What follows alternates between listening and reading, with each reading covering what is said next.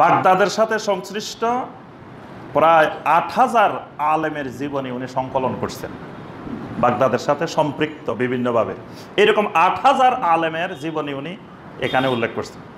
তন্মধ্যে সবচেয়ে বড় জীবনী লিখছেন ইমাম আবু হানিফা রাহমাহুল্লাহ। ১৩১ পৃষ্ঠা পর্যন্ত খালি আবু হানিফা রাহমাহুল্লাহর জীবনী লিখছেন, ১৩১ পৃষ্ঠা। এর মধ্যে প্রথম ১২ পৃষ্ঠা আবু হানিফা রাহমাহুল্লাহর জীবনী লিখছেন, তারপরে ৩৫ পৃষ্ঠা আবু হানিফা রাহমাহুল্লাহর প্রশংসায় দুনিয়ার বিভিন্ন ওলামায়ে কেরাম যে কথাগুলো বলছেন সেগুলো লিখছেন। এরপরে ৮৫ পৃষ্ঠা তার নিন্দা করে তার বিরুদ্ধে আলেমেরা যে বক্তব্য দিয়েছেন সেটা লিখছেন। কারণ আমি গত খুতবায় বলেছি যে আমরা সবসময় এই বাংলাদেশে এবং সারা দুনিয়াতে আমরা যে বিষয়ের দাওয়াত দিচ্ছি বিষয়টা হলো শিরক মুক্ত তাওহীদি ঈমান এবং বেদাত মুক্ত সুন্নতি আমল, এই দুইটা জিনিসের আমরা দাওয়াত দিই সবসময়। আমরা বিরুদ্ধে শিরক এবং বেদাতের, আর পক্ষে তাওহীদ এবং সুন্নার পক্ষে। তাহলে আমাদেরকে কেউ যদি উপাধি দেন তাহলে দিতে পারেন তাওহীদি, আমরা তাওহীদের কথা বলি। আমাদেরকে উপাধি দিতে পারেন সুন্নি, আমরা সুন্নার কথা বলি। আমাদেরকে উপাধি দিতে পারেন লা শিরকি, যে এরা শিরকের সাথে এরা কোনো আপোষ করে না, শিরককে মহব্বত করে না, শিরকের সাথে এদের বিরোধ। দিতে পারে লা বেদাতি, যে আমাদের সাথে বেদাতের কোনো সম্পর্ক নেই। এগুলো হইতে পারে, কারণ আমরা এগুলো নিয়ে কথা বলি, দাওয়াত দিই। আমাদের মূল দাওয়াত হলো এই বিষয়গুলো কেন্দ্রিক। কিন্তু দেখা যাচ্ছে এই বিষয়ের একটাও বলে না, আমাদেরকে বলা হয় কি লা মাযহাবি। অথচ মাযহাবের আমরা বিরোধী না, মাযহাবের পক্ষে এবং শক্ত পক্ষে, খালি পক্ষে না।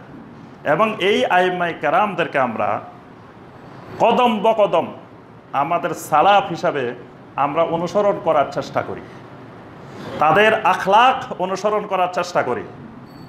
ইমাম আবু হানিফা রাহমাহুল্লাহর আখলাক, আল্লাহু আকবার, অনেক উন্নত মানের চরিত্রের আখলাক। আমরা গত খুতবায় আলোচনা করেছি। একজন আসি তাকে বলছে ইয়া জিন্দিক, আবু হানিফা রাহমাহুল্লাহকে গালি দিছেন। আবু হানিফা রাহমাহুল্লাহ জবাব দিছেন কি, গাফার আল্লাহু লাকা হুয়া ইয়ালামু মিন্নি খেলাফা মা তাকুল। তোমাকে ওই আল্লাহ ক্ষমা করে দিক যেই আল্লাহ জানেন যে আমি আবু হানিফা জিন্দিক নই। সুবহানাল্লাহ। তাহলে কি সুন্দর আখলাক! ইমাম আবু হানিফা রাহমাহুল্লাহর আখলাক হলো কেউ গালি দিলে উত্তরে গালি দেওয়া যাবে না, তার জন্য দোয়া করতে হবে। কেউ খারাপ ভাষায় বললে তাকে নম্র ভাষায়, বিনম্র পরিভাষা ব্যবহার করতে হবে। আবু হানিফা রাহমাহুল্লাহর এই আখলাকের সাথে আজকে আমাদের আখলাক মিল নেই। আবু হানিফা রাহমাহুল্লাহর আকীদার সাথে আমাদের আকীদার মিল নেই। আবু হানিফা রাহমাহুল্লাহর এলমি আমলি কার্যক্রমের সাথে আমাদের মিল নেই। কিন্তু দেখা যায় যে আমরা আবু হানিফা রাহমাহুল্লাহর দরদি সেজে, অনুসারী সেজে বসে আছি। এবং কেউ যদি ওই শিরকের বিরুদ্ধে, বেদাতের বিরুদ্ধে কথা বলে, আমরা তার সাথে বলে দিই যে এই লোকলা মাযহাবী, এই মাযহাব মানে না। একটা মিথ্যা অপবাদ দেওয়া হয়। তাহলে আমরা মাযহাব সম্পর্কে, এই আইম্মায়ে কেরাম সম্পর্কে যদি জ্ঞান না থাকে তাহলে সাধারণ মানুষ বিভ্রান্ত হওয়ার সম্ভাবনা বেশি থাকে। এই জন্য ওনাদের এই ইমামদের সিরাতের উপরে লেখাপড়া করা দরকার, জীবনী বোঝা দরকার এবং তাদেরকে অনুসরণ করা দরকার। এই জন্য আমরা এই 4 জন ইমামের উপরে সামান্য একটু আলোচনা করে আপনাদেরকে উদ্বুদ্ধ করতেছি যে আপনারা ব্যাপক আকারে বেশি করে লেখাপড়া করবেন, ওনাদের সম্পর্কে জানবেন এবং ওনাদের নাম বিক্রি করে কেউ যাতে খাইতে না পারে। আব্দুল কাদের জিলানী রাহমাহুল্লাহর নাম বিক্রি করি, কত লক্ষ লক্ষ মানুষ খাইতেছে সমাজে। আব্দুল কাদের জিলানী রাহমাহুল্লাহর নামে খতম আছে। এই খতমের নাম জানেন? দেখি বলেন, দেখি একজন। হয় নাই? হ্যাঁ, খতমে গাউসিয়া, এই নাম শোনেন নাই? খতমে গাউসিয়া, খতমে গাউসিয়ার অনেক হাদিয়া, কারণ এটা কিন্তু খুব গরম খতম। এই খতম পড়াইলে একেবারে আগুনের মতো কাজ করে। কারণ আব্দুল কাদের জিলানী রাহমাহুল্লাহ উনি গরম মানুষ। উনি নাকি কবরের মধ্যে মন কান্ন করে আসছে, আর একজনের বান্ধি রেখেছে, আরেকজনের আল্লাহর কাছে পাঠাইছে। এত গরম দেখেন, মন কান্ন খেরের ভয়ে সবাই অস্থির থাকে। আর আব্দুল কাদের জিলানী রাহমাহুল্লাহ 2 জন আসছে, তো একজনের বান্ধি রেখেছে, আরেকজনকে বলছে যে যাও আল্লাহর কাছে যাও, যাই বলে আসো। তারপরে উনি আসছে, আসে ছুটাই নিয়ে গেছে। এরপরে বলছে খবরদার, এই বাগদাদের কবরস্থানে জীবনে আর কোনোদিন আসতে পারবে না। আব্দুল কাদের জিলানী রাহমাহুল্লাহ দেখেন কত পাওয়ার, যে পুরা বাগদাদের কবরস্থানে মন কান্নকের আশা বন্ধ করে দিছে। তাহলে এইরকম পাওয়ারফুল লোকের খতম খতমের নাম খতমে গাউসিয়া, টাকাও বেশি এই খতমের, কারণ খতমের পাওয়ার যত বেশি টাকাও তত বেশি। এই জন্য আপনার এই খতমে গাউসিয়া পড়ি পড়ি কত হাজার হাজার লোক খাইতেছে আব্দুল কাদের জিলানী রাহমাহুল্লাহর নাম বিক্রি করি। আব্দুল কাদের জিলানী রাহমাহুল্লাহ যদি এদেরকে পাইতেন, কি যে করতেন এদেরকে, সেটা আল্লাহ ভালো জানেন। অথচ আব্দুল কাদের জিলানী রাহমাহুল্লাহ একজন বিশুদ্ধ আকিদার, সহি আকিদার, সহি মানহাজের, সহি আমলের একজন দিনদার, সালেহীন, মুত্তাকিন মানুষ ছিলেন। ওই মানুষটাকে আজকে তারা ওনাকে কেন্দ্র করে শিরক করতেছে, বেদাত করতেছে, বিভিন্ন কিছু করতেছে। ঠিক একইভাবে ইমাম আবু হানিফা রাহমাহুল্লাহকে বিক্রি করে অনেকে খায়। তারপরে আপনার ইমাম বুখারী রাহমাহুল্লাহকে বিক্রি করে খাইতেছে। দেখবেন যে খতমে বুখারী করে বাংলাদেশে, বুখারী শরীফে খতম পড়াই দেন, মাদ্রাসা শিক্ষক ছাত্র সবাই মিলে বুখারী শরীফ তেলাওয়াত করে প্রথম থেকে শেষ পর্যন্ত, তেলাওয়াত করে হাদিয়া নেন। বুখারীর খতম দিয়ে তেলাওয়াত করে হাদিয়া নেওয়া জায়েজ, কিন্তু বুখারীর কোনো হাদিস আমল করা জায়েজ নেই। আমল করলে সেটা ফিতনা, কিন্তু বুখারী পড়ি, বুখারী খতম দিয়ে টাকা ইনকাম করা জায়েজ আছে। তাহলে ইমাম বুখারী রাহমাহুল্লাহকে বিক্রি করে অনেকে খাইতেছে। মাদ্রাসায় যিনি বুখারী শরীফ পড়াইতে পারে উনি সবচেয়ে বড় ওস্তাদ, উনি বুখারী শরীফের মুহাদ্দিস, উনি বুখারীর হাদিসের দাস দেন। যেই মাদ্রাসায় যিনি বুখারী পড়ান উনি সবচেয়ে বড় আলেম, মানে ভালো আলেম যিনি, ওনাকে বুখারী পড়াইতে দেন। তাহলে বুখারীর কারণে ওনার বেতন বেশি, বুখারীর কারণে ওনার সম্মান বেশি, বুখারীর কারণে খতমের টাকা পাওয়া যায়। বুখারী কেন্দ্রিক কত দেখেন ইনকামের ব্যবস্থাপনা আছে, কিন্তু বুখারীর ভিতরের কোনো হাদিস আমল করলে তখন কয় ফিতনা সৃষ্টি করতেছে। এই জন্য আপনি যদি ইমাম বুখারী রাহমাহুল্লাহকে না জানেন বা বুখারী রাহমাহুল্লাহ সহিহ আল বুখারী সম্পর্কে জ্ঞান না থাকে, বিভ্রান্ত হওয়ার সম্ভাবনা আছে। কারণ এইসব ব্যক্তিরা মহান ব্যক্তি, বড় মাপের আমাদের সালাফ, এদেরকে বিক্রি করে করে সমাজে বিভিন্ন জন বিভিন্ন রকমের ব্যবসা সাজায় বসছে। দেখুন ওয়াজ মাহফিল হলে এক জায়গায় আশেপাশে কত রঙের দোকান বসায় না, ওই ওয়াজ মাহফিলকে কেন্দ্র করে। কেউ ওখানে তাবিজের কিতাবও বেছে। ওয়াজ মাহফিল হইতেছে শিরক বেদাতের বিরুদ্ধে, ওখানে শিরক বেদাতের কর্মকাণ্ডও চলে। দুনিয়ার এমন এমন কিতাব বেছে, বই বেছে যেগুলো শিরক বেদাতের ফ্যাক্টরি, এরকম বইও বেছে। অনেক জায়গায় দেখবেন ওয়াজ মাহফিলে যায়, আশেপাশে দোকান বসাইছে সব মানে দুনিয়া জাল হাদিসের বই, বিভিন্ন রকমের বই। অথচ ওয়াজ মাহফিল হয়েছে এগুলো উচ্ছেদ করার জন্য। ওয়াজ মাহফিলকে কেন্দ্র করে ব্যবসা করে খাইতেছে চতুর্দিকে। এইরকম এসব ব্যক্তিদেরকে, এসব আইম্মাই কেরাম রাহিমাহুল্লাহকে এই ওনাদের নাম ব্যবহার করে অনেকে বিভিন্ন রকমের ব্যবসা বাণিজ্য গড়ে তোলে। কিন্তু আবার কেউ যদি একটু তাদের ব্যবসা বাণিজ্যের মধ্যে একটু মন্দা হওয়ার সম্ভাবনা দেখা দেয়, তাহলে উনার বিরুদ্ধে এবার গামছা বেঁধে কোমরে নামায়। তাই আমরা এই জন্য আজকের খুতবায় যেটা আলোচনা করবো, এটা এত গুরুত্বপূর্ণ যে ইমাম আবু হানিফা রাহমাহুল্লাহ এত বড় ব্যক্তি, সেই ব্যক্তির বিরুদ্ধে অভিযোগ তার আকীদা ঠিক নেই, তার অভিযোগ তিনি হাদিস জানে না, তার ব্যাপারে অভিযোগ তিনি ফিকহ জানে না। তো বুঝলাম উনি কিচ্ছু জানে না। তো যদি না জানেন, এরকম না জানা একটা লোক ওই যুগে, যেই যুগে ইন্টারনেট ছিল না, মিডিয়া ছিল না, টিভি ছিল না, কিছু ছিল না, ওই যুগে এবং সোনালী যুগে, সে তাবেঈনদের যুগে, তাবেঈনদের যুগে, সেই যুগে কিভাবে উনি সারা দুনিয়াতে প্রসিদ্ধি লাভ করলেন। এমনকি সে বাগদাদ থেকে খলিফা আবু জাফর আল মনসুর তাকে ডেকে নিয়ে আসছেন কুফা নগরী থেকে। ওই যুগের কুফা আর বাগদাদ মানে দুই রাষ্ট্র। সেই কুফা থেকে ওনাকে নিয়ে আসছেন বাগদাদে, এনে বলতেছেন আপনি এই পুরা আব্বাসী খেলাফতের প্রধান বিচারপতির দায়িত্ব পালন করবেন। সুবহানাল্লাহ।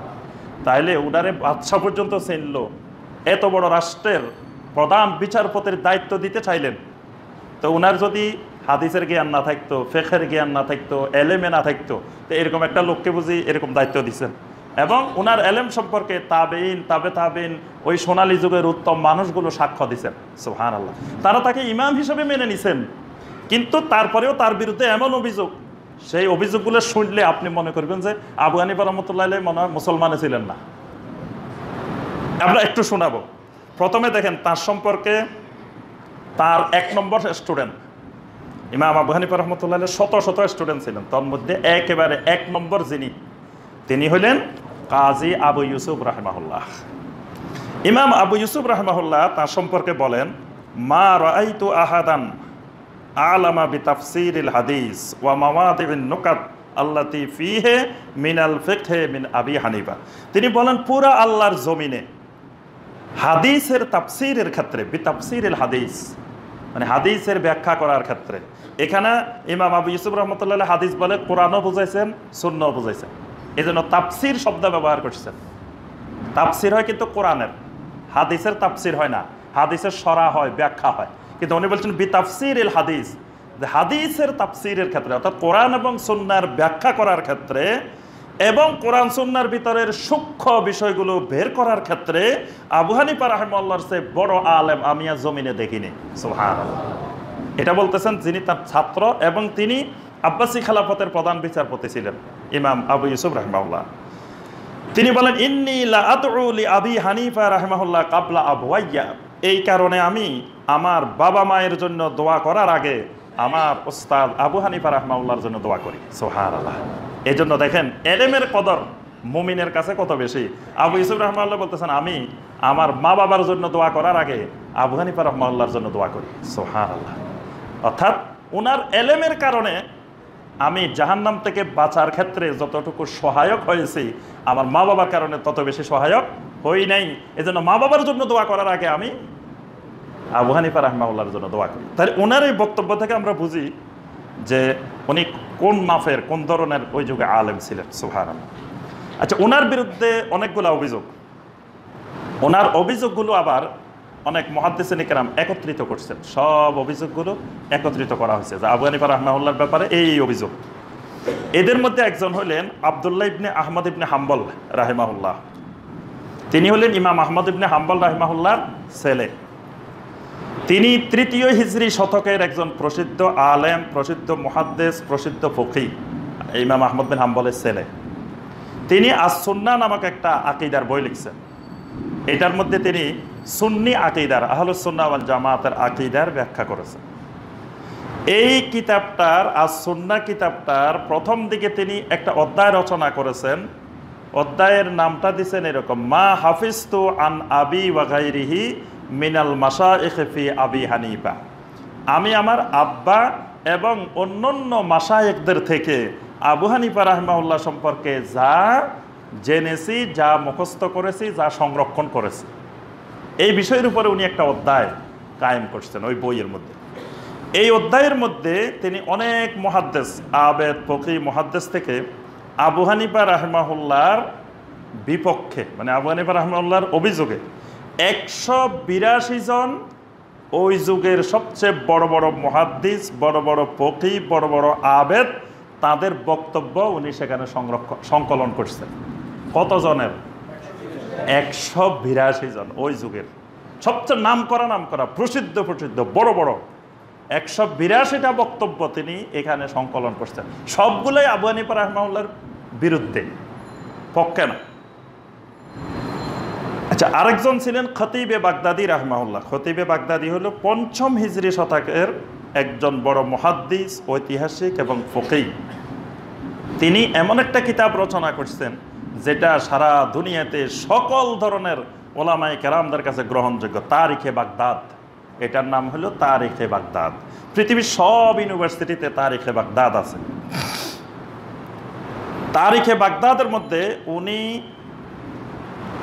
বাগদাদের সাথে সংশ্লিষ্ট প্রায় 8000 আলেমের জীবনী উনি সংকলন করছেন, বাগদাদের সাথে সম্পৃক্ত বিভিন্নভাবে।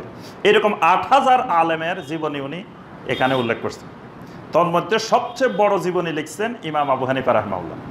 131 পৃষ্ঠা পর্যন্ত খালি আবু হানিফা রাহিমাহুল্লাহর জীবনী লিখছেন, 131 পৃষ্ঠা। এর মধ্যে প্রথম 12 পৃষ্ঠা আবু হানিফা রাহিমাহুল্লাহর জীবনী লিখছেন।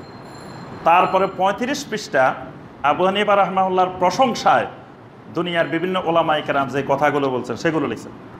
এরপরে 85 পৃষ্ঠা তার নিন্দা করে, তার বিরুদ্ধে আলেমেরা যে বক্তব্য দিচ্ছেন সেটা লিখছেন। তাহলে দেখেন মোট লিখছেন 131 পৃষ্ঠা, 12 পৃষ্ঠা জীবনী, 35 পৃষ্ঠা তার প্রশংসায়, 35 আর 12 কত? 47। 47 পৃষ্ঠা হলো মানে পজিটিভ, 85 পৃষ্ঠা নেগেটিভ। মানে 3 ভাগের বলা যায় যে প্রায় 2 ভাগ তার বিরুদ্ধে সংকলন করছেন, আর 3 ভাগের 1 ভাগ তার জীবনী এবং প্রশংসার মধ্যে সংকলন করছেন। তাহলে আবার এখান থেকে বুঝতে পারেন যে অভিযোগগুলো কত গুরুতর, কত বড় ধরনের, যেটাকে 85 পৃষ্ঠা ব্যাপী শুধু এই অভিযোগগুলো সংকলন করছে। আচ্ছা, তা এখন এই অভিযোগগুলো আসলো কেন? প্রথমে এটা ক্লিয়ার করতে হবে। অভিযোগ আসার কয়েকটা কারণ। 1 নম্বর কারণ, যেই মানুষ যত বেশি প্রসিদ্ধ হয় ওই মানুষের সমালোচনা তত বেশি হয়। যিনি যত প্রসিদ্ধ হয়, প্রসিদ্ধ হওয়ার আগে কেউ তার সমালোচনা করে না। যখন তিনি প্রসিদ্ধ হয়ে যান তখন তার সমালোচনা শুরু হয়। ইমাম আবু হানিফা রাহমাহুল্লাহ সে ওই যুগে অনেক বড় আলেমও ছিল।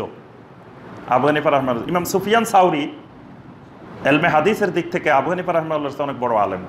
আরও আবু হানিফা রাহমাহুল্লাহর অনেক ওস্তাদ ছিলেন, তারা অনেক বড় বড় আলেম ছিলেন। হাম্মাদ ইবনে আবি সুলাইমান রাহমাহুল্লাহ, তিনি অনেক আবু হানিফা রাহমাহুল্লাহর ওস্তাদ, অনেক বড় আলেম ছিলেন। কিন্তু তারা সারা পৃথিবীতে এত প্রসিদ্ধি লাভ করে নাই। কিন্তু ইমাম আবু হানিফা রাহমাহুল্লাহ প্রসিদ্ধি লাভ করেন। এই প্রসিদ্ধিটা তার জন্য একটা বিড়ম্বনার কারণ। খেয়াতি অনেক সময় মানুষের বিড়ম্বনার কারণ হয়ে যায়। এই আবু হানিফা রাহমাহুল্লাহর প্রসিদ্ধিটা তার সমালোচনার একটা অন্যতম কারণ। এই জন্য দেখবেন যে আলেম প্রসিদ্ধ হয়ে যায়, আর আবার তার পিছনে কিছু আলেম লেগে যায়। লাগে কেন? যে এই উসিলায় তিনিও প্রসিদ্ধ হইতে চান। এটা খেয়াল করবেন, বর্তমান সমাজে দেখবেন এরকম, ফেসবুক ইন্টারনেটে দেখবেন যে একজন আলেম, একজন দায়ী যখন প্রসিদ্ধ হয়ে যায়, ওনাকে যখন সারা দেশ বিদেশে সবাই চিনে, তখন কিছু কিছু সুযোগ সন্ধানী থাকে। তারা মনে করে যে ওনার সমালোচনায় যদি কিছু বলা যায় তাহলে অন্যরা তখন এটাকে দেখবে, যে তার ব্যাপারে কি বলছে দেখি একটু শুনি, মানে মাঝখান দিয়ে সে পরিচিত হবে। এই পলিসিও অনেকে অবলম্বন করে পরিচিত ব্যক্তিদের সাথে। এই জন্য যুগে যুগে আমাদের সালাফেরা এইরকম সুযোগ সন্ধানীদের কোনো জবাব দিতেন না, এটাকে এড়িয়ে যেতেন। কারণ এটাকে গুরুত্ব দিলে মাঝখান দিয়ে তাকে তুলে দেওয়া হবে, একজন বেদাতিকে, একজন সেরেককারীকে তুলে দেওয়া হবে। এজন্য সালাফেরা এগুলোকে গুরুত্ব দেন না। অনেকে মাঝে মাঝে আমাদেরকে বলে যে অমুকে আপনার ব্যাপারে এই বলছে, অমুকে বলছে, আপনি জবাব দেন না কেন? আমার জবাব দেওয়ার দরকারটা কি? উনি বলতে থাকুক, যে বলতে চায় বলতে থাকুক। এগুলোকে সবগুলো জবাব দেওয়া ঠিক না। জবাব দেওয়া মানে তাকে আমি গুরুত্ব দিয়ে একেবারে উপরে তুলে দিলাম, এটা দরকার নেই। তার অনুসারী যারা আছে তারা জানুক, বুঝুক, আর তার অনুসারীরা সব আমাদের অনুসরণ করতে হবে তো জরুরি বিষয় না, আর আমাদের অনুসারী বাড়াইতে হবে তাও জরুরি বিষয় না। অনুসারী কম থাকুক, কোনো অসুবিধা নেই, কিন্তু যারা থাকবে এরা যেন সহি আকীদা, সহি মানহাজের অনুসারী হয়। বাঘের বাচ্চা একটা, শিয়ালের বাচ্চা 1000। যারা অনুসারী একজন কোরআন সুন্নাহর অনুসারী হবে, সহি আকীদা মানহাজের অনুসারী হবে, এরকম অনুসারী কম থাকা ভালো। আর শিরক বিদআতের অনুসারী হাজার হাজার লক্ষ লক্ষ থাকার থেকে এরকম অনুসারী 1 2 5 জন থাকাই ভালো। আচ্ছা, দ্বিতীয় বিষয় হলো আবু হানিফা রাহমাহুল্লাহর ব্যাপারে এই সমালোচনার বড় কারণ, আবু হানিফা রাহমাহুল্লাহ আমলের থেকে ঈমানকে বেশি অগ্রাধিকার দিতেন। ফিকহি মাসালার চাইতে আকীদাকে বেশি অগ্রাধিকার দিতেন। যেই আলেম যুগে যুগে আকীদা কেন্দ্রিক লিখেছেন, আকীদা কেন্দ্রিক কথা বলেছেন, আকীদা কেন্দ্রিক বয়ান করেছেন, তাদের সমালোচনা 1400 বছরে সবচেয়ে বেশি হয়েছে। কিন্তু আমলের বয়ান করলে, আমলের কিতাব লিখলে, ফজিলতের বয়ান করলে, ফজিলতের কিতাব লিখলে, ফজিলতের প্রসার করলে সমালোচনা হয় না। এটা বড় কারণ। এই জন্য যুগে যুগে অনেক সুযোগ সন্ধানী আলেমেরা থাকতেন, তারা আকীদার ব্যাপারে চুপ করে থাকতেন, কোনো কথা বলতেন না, শুধু ফজিলতের বয়ান দিতেন, আমলের কথা বলতেন। কারণ আমলের কথা বললে, ফজিলতের কথা বললে কোনো শত্রু হবে না, সবাই তারা মহব্বত করবে, সবাই পছন্দ করবে যে এই শায়খে কি সুন্দর বয়ান করে, কি সুন্দর বয়ান, যে দেখেন এটা করলে এই ফজিলত, এটা করলে এই ফজিলত, এটা করলে এই ফজিলত। সকালবেলা 2 রাকাত নামাজ পড়বেন, দেখেন হজর উমরা সওয়াব পাই যেতেছেন, এটা করবেন এই সওয়াব পাই যাবেন, কি সুন্দর সুন্দর ফজিলতের বয়ান। কিন্তু আকীদার উপরে, মানহাজের উপরে কোনো বক্তব্য দিবে না। কারণ আকীদা নিয়ে যখনই একটা বক্তব্য দিবেন দেখবেন যে হাজার হাজার মানুষ আপনার বিপক্ষে। আমলের বয়ান দিবেন, কেউ আপনার বিপক্ষে নাই, সবাই পক্ষে। বাংলাদেশের ধরেন যদি 12 কোটি 14 কোটি মুসলমান থাকে, 14 কোটি আপনার পক্ষে। কিন্তু আকীদার বয়ান দিবেন, 14 কোটির মধ্যে হয়তো 1 কোটি পাবেন আপনার পক্ষে, 13 কোটি আপনার বিপক্ষে। কারণ এখানে তো প্রায় অধিকাংশ, প্রায় সবাই বিভিন্ন ধরনের আমরা শিরক এবং বেদাতের আকীদার সাথে জড়িত। এই জন্য এই ঝুঁকি অনেক আলেম নিতে চান না, যে আমার এত খামাকা, আমার শত্রু বাড়ানোর দরকার কি, আমার বিরুদ্ধে লোক বাড়ানোর দরকার কি, আমার পছন্দের লোক বাড়ানো দরকার। এই জন্য আমি লক্ষ্য করে দেখছি, এটা আমার নিজের গবেষণালব্ধ ফল, যে ইউটিউবে অনলাইনে আমলের ব্যাপারে কোনো একটা বয়ান যখন যায়, কোনো সমালোচনা আসে না, খালি দোয়া আসে আর প্রশংসা আসে। আর যখন একটা আকীদার ব্যাপারে যায় তখন এমন এমন অশ্লীল ভাষায় গালিগালাজ আসে যেগুলো কোনো সভ্য মানুষ মুখেও নিতে পারবে না। এবং নাস্তিক হইতে, মোরতাদ হইতে, কাফের হইতে, মুশরিক হইতে এমন কিছু বাকি নাই যেটা বলা হয় না যখন আকীদার ব্যাপারে কোনো আলোচনা হয়। ইমাম আবু হানিফা রাহিমাহুল্লাহর কাছে ফিকহি মাসালা ছিল ফিকহে আসগর, ছোট্ট ফিক, আর আকীদা ছিল ফিকহে আকবার, বড় ফিক। আবু হানিফা রাহিমাহুল্লাহ ছোট ফিকের ব্যাপারে ফিকহি মাসালার কোনো কিতাবে লেখেন নাই, কিন্তু আকীদার কিতাব লিখছেন। আকীদার তার কিতাব আছে আল ফিকহুল আকবার। এই যে আকীদা নিয়ে তিনি কথা বলতেন এবং বাতিল আকীদার বিরুদ্ধে সোচ্চার ছিলেন। বাতিল আকীদার ভ্রান্ত, ওই যুগে সবচেয়ে বড় ভ্রান্ত আকীদা ছিল খারেজি, মুতাজিলা, শিয়া, জাহমিয়া। এগুলো ছিল ওই যুগের সবচেয়ে বড় ভয়ঙ্কর ভ্রান্ত আকীদা। উনি এগুলোর বিরুদ্ধে কঠোর ছিলেন, এই জন্য ওনার সমালোচনা বেশি হয়েছে। উনি যদি শুধু ফিকহি মাসালা নিয়ে থাকতো তাহলে এত সমালোচনা হতো না, কিন্তু উনি ফিকহি মাসালা থেকে আকীদাকে গুরুত্ব দিয়েছেন বেশি। এটাই আমাদের সালাফদের মানহাজ, যে আমলের থেকে ইমানের গুরুত্ব বেশি এবং ফিকহি মাসালার চাইতে আকীদার গুরুত্ব বেশি। এজন্য আগে আকীদা, তারপরে ফিকহি মাসালা। আগে আকীদা বিশুদ্ধকরণ, তারপরে ফিকহি মাসালা বিশুদ্ধকরণ। আকীদা হলো ফাউন্ডেশন, ফাউন্ডেশন যার যত মজবুত তার বিল্ডিং তত সুন্দর হবে। ফাউন্ডেশন দুর্বল, উপরে সুন্দর করে রাখলে এটা যে কোনো সময় ভেঙে যেতে পারে। এই জন্য সালাফদের মানহাজ হলো ফাউন্ডেশন মজবুত করো, আকীদা মজবুত করো, আকীদার উপরে জোর দিতেন তারা। এটাই আবু হানিফা রাহিমাহুল্লাহর মানহাজ। এরপরে তার বিরুদ্ধে অভিযোগের আরো কয়েকটা কারণ আছে, সেটা হলো